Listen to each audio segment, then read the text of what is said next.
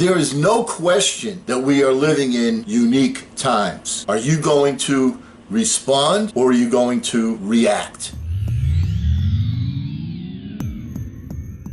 Hello again, everyone. I'm Eli's dad with Project Eli, where we educate, lead, and inspire. And first of all, let's talk about the difference between responding and reacting. You're sick. You go to see the doctor. The doctor gives you some medication. Take this, come back and see me in a couple of days. We'll figure out how things are going. If you take the medication and you start to feel much better, you have responded to the medication. If you come back in 3 days and you've broken out in hives, you are reacting to the medication. So that's the difference between responding and reacting. Now, recently I had a conversation with the very creative lady that edits the videos for me. As you know, I'm a technical incompetent, so I make the videos but I don't edit them, and this lady does all the really hard work. And so I asked her, and she being significantly younger than I, and I said, tell me, what kind of scenarios, what kind of questions, what kind of issues do you recommend that I should talk about during these challenging times? I wanted to get her opinion. Like I said, she's a lot younger than I, and so she comes from a different perspective, a different angle, a different paradigm. And this channel is primarily focused on people that are essentially younger, but not necessarily so, but mostly people that are younger, that are looking to be successful in life and learning the things that make someone successful and that they weren't taught in school. So that's essentially my purpose. And of course, my number one pupil is my son Eli, who is very young right now and cannot appreciate, for the most part, the things that we speak about. Right now his major interests are, girls, and basketball. Maybe not necessarily in that order. They may be girls, basketball, and girls. I don't know. But these are his interests at this particular moment in time. And I recognize that, and it's natural. And so what I want to do is I want to leave some sort of a legacy of things for him to be able to go back, because I know that somewhere down the road, these things that we are discussing here, these personal development challenges that everybody faces, are going to be important to him. And it comes in segments. It comes in, like at one time, where he's getting his next lightsaber was the number one thing, and I hope at this particular point of his life that that's not so on a front burner, but I digress. Anyway, I was speaking to Amber, my very creative editor, and the first thing she said to me was, you might want to make another video on meditation. Well, I made one on meditation, and I will include it in the box below, the description box below.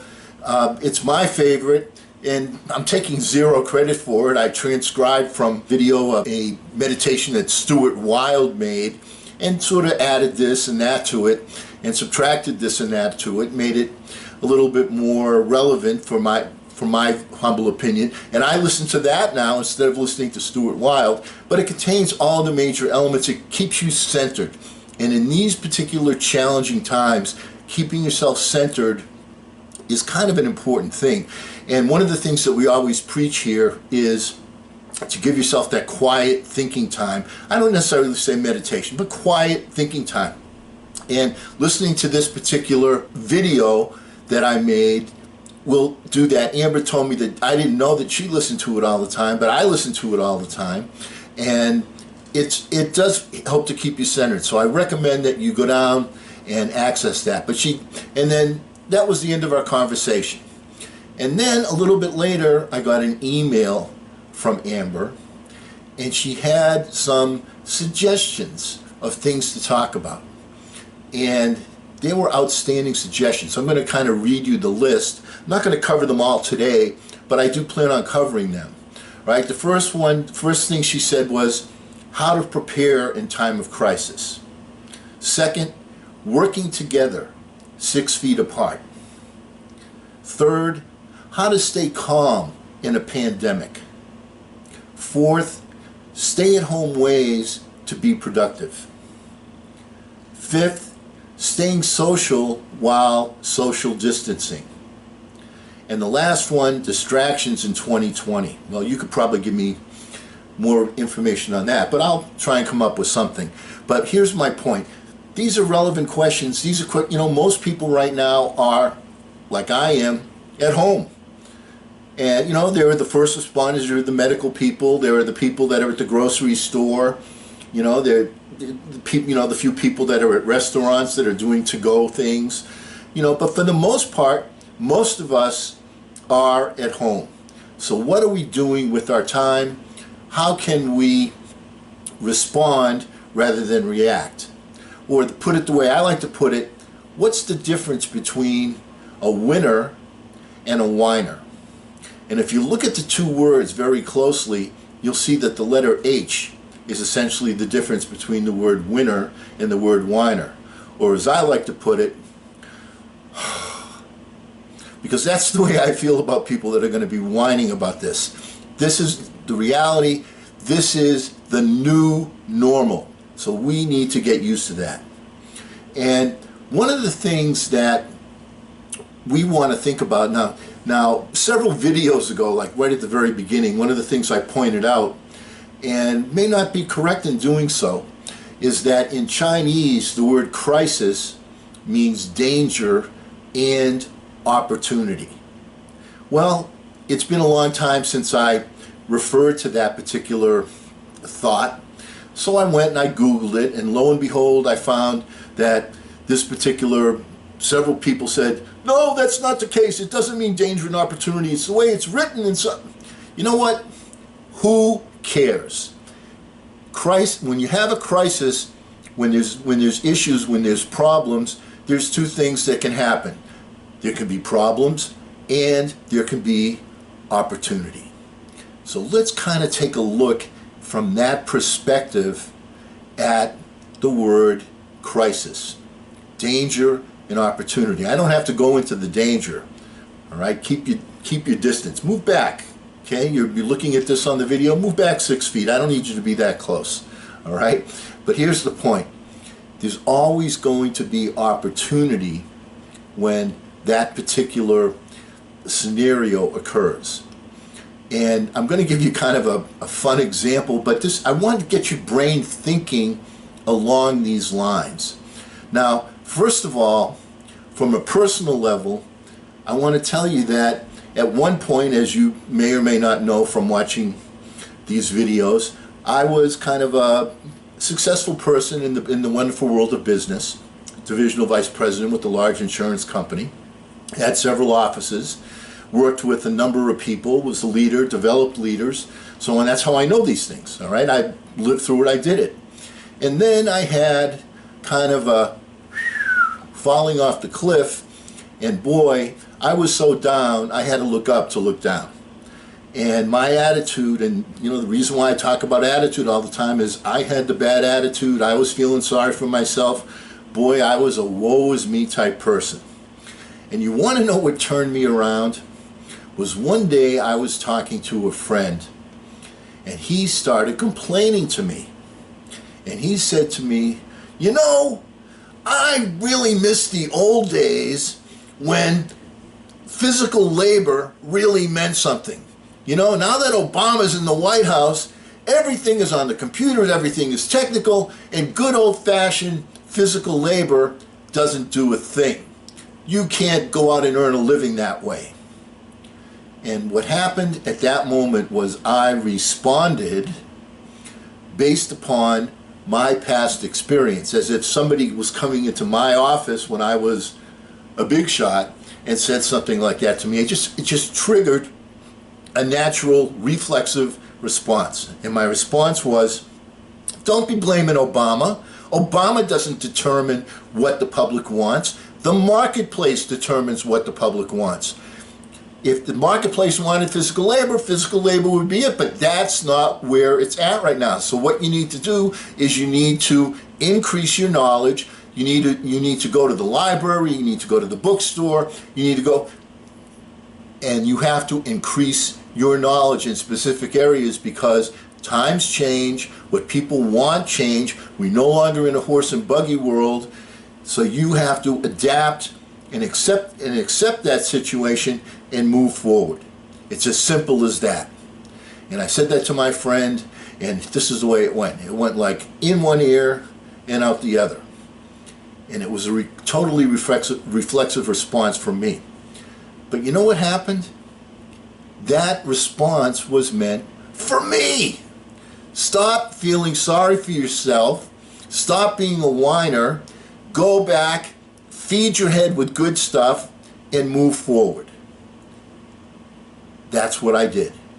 And I started to progress a little bit at a time, a little bit at a time, a little bit at a time, a little bit at a time. Now, I'm not the divisional vice president of a major insurance company anymore, but I've come a long way from looking down to look up, or looking up to look down, actually. I mean, I've come such a long way in that time frame, you have no idea, and I'm not going to go into my story because everybody's got a story like that.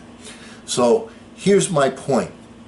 What we need to do is we need to grasp the situation as it is and say, how can I respond to this situation instead of reacting to the situation? And boy, you know, I was talking to my sister, and she gave me a brilliant idea, a brilliant, conceptual idea. And also, I'm a fan of Brandon Burchard, and he sent out an email yesterday, and the two of them kind of go together. Now, Brandon Burchard came out and said, you know, what we need to do is we need to take advantage of this time and learn more about technical knowledge. We need to be hands-on with the computer because clearly our society is going to be making some changes. The new normal is going to be less personal contact and more contact where you go through the computer, the internet, whatever you want to do. I told you, I'm not, I'm technologically speaking, I'm not Einstein. But clearly, even to me, I can see that that's the way to go. And I've taken steps to do that. So he makes that point, and it's true. And here's the other thing that can happen from it. Let's suppose that you're somebody that's, and I always thought that, like, boy, all these young people, they know everything about the computer.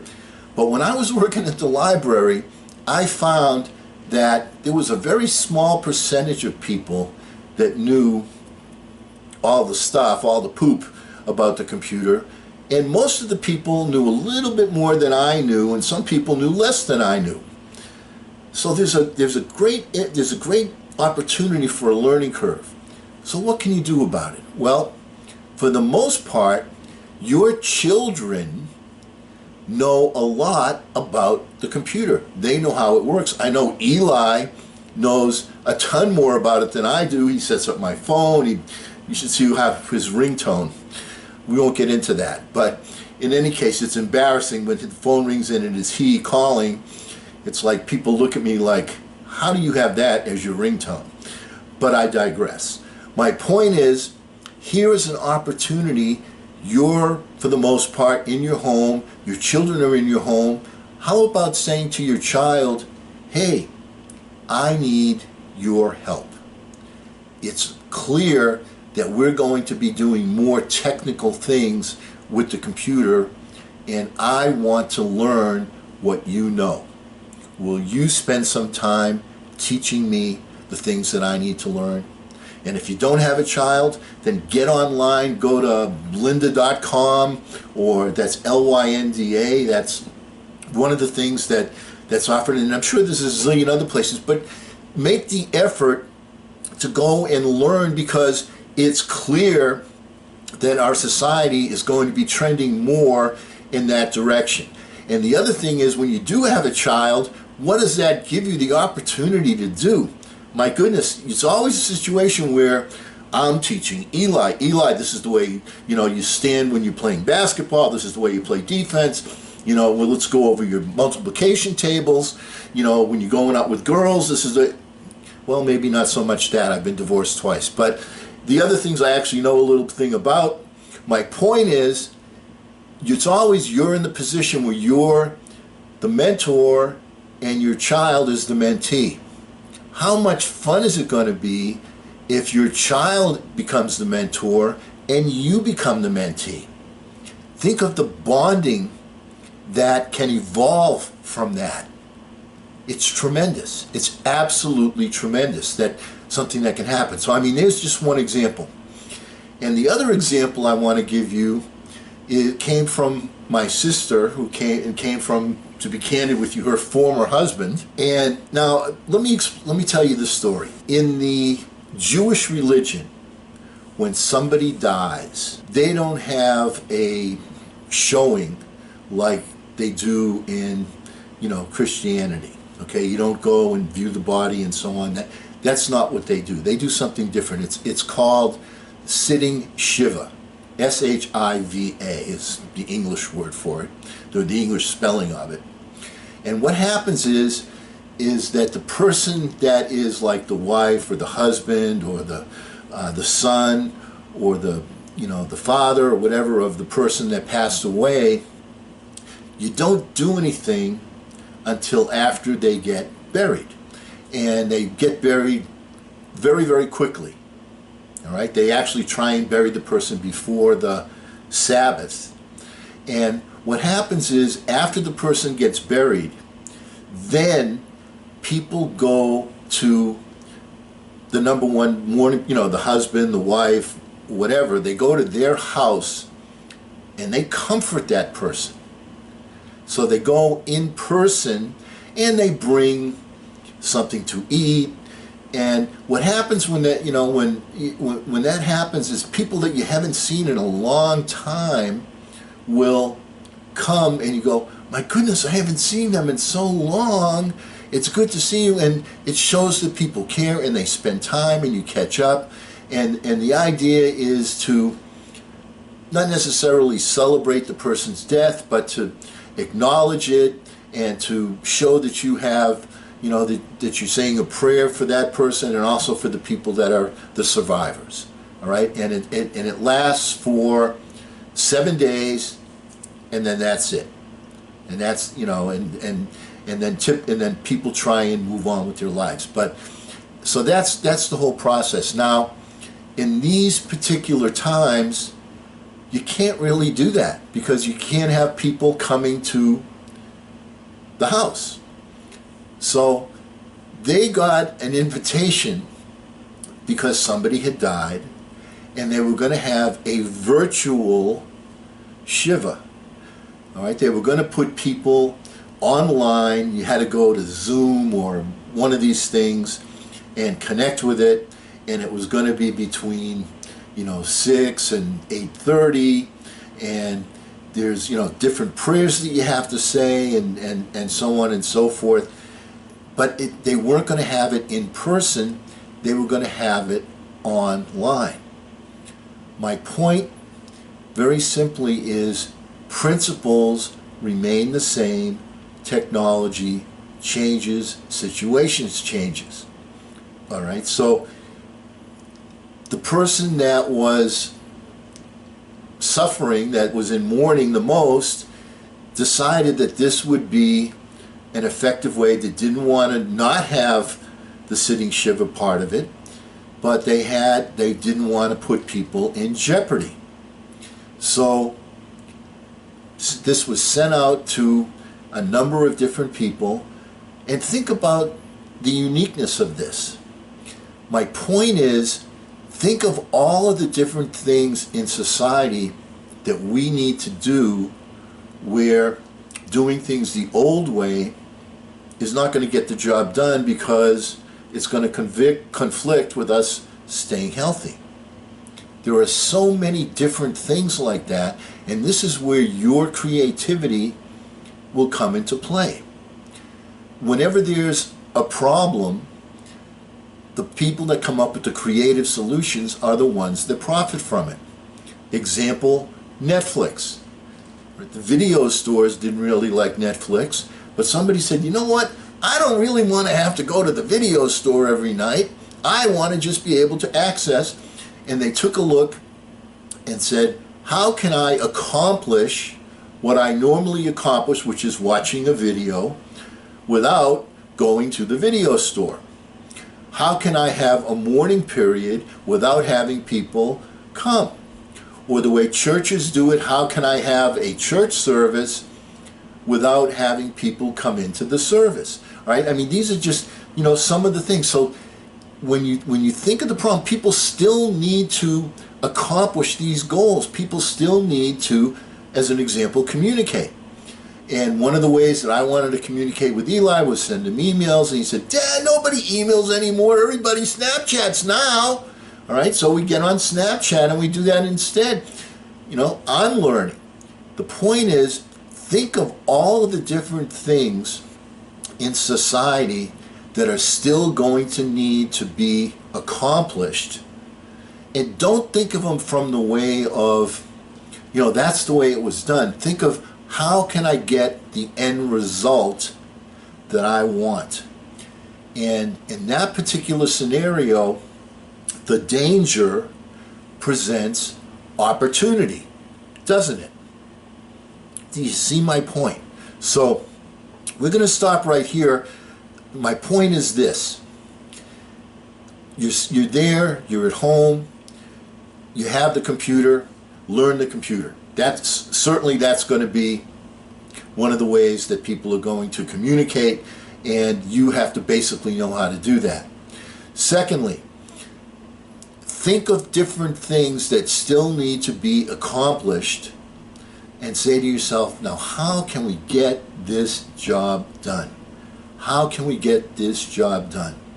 And when you can solve a problem, it becomes not a problem but an unsolved opportunity, doesn't it? The other thing is, let's say you're in the sales profession and you have to say to yourself, now how am I going to be able to sell if I can't go in person? Well, there's already been a lot of innovative techniques on the computer, where one of the things that they do is they blast it out, and you have, you get so many hits, and when you get so many hits, then you're going to get so many responses. That doesn't take a lot of sales skill. What it takes is technological skill. But let's go back and let's be basic. When there are some things that are sold, eyeball to eyeball for the most part, how am we going to do that? And one of the other things is, it's an opportunity for younger people to learn what older people are thinking, how they respond, their language, and understand that if you want to communicate with them, that it's necessary that you speak to people in their own language. So this is and you can learn a language. I mean, there are so many different things that we can do because we have this technology. But are we doing it? Or are we going to sit there and we're just going to complain about, oh, I can't do this and oh, I can't do that, and they're going to be a whiner? That's the 95% crowd. If you want to be a 5%er, you got to think like a 5%er. And Eli and everybody else out there, I guarantee you that 5%ers right now, right this minute, are saying to themselves, what is it that I can come up with that's going to solve this issue, that I can earn income and provide value to people that they're going to want to do, that's easy for them to do? What unsolved opportunity can I solve for them? So there's one thing that you can do: increase your knowledge, increase your capability with the computer, increase your creativity by taking a look at a problem and looking at it as an opportunity and not looking at it as, all right, which is the way most people in the 95% group are going to look at it. And if you didn't get that word, let me give it to you again. All right, so let's not be complainers and whiners. And because we will never end one of these meetings on a philosophical note, let's get out there and charge! I'm Eli's dad.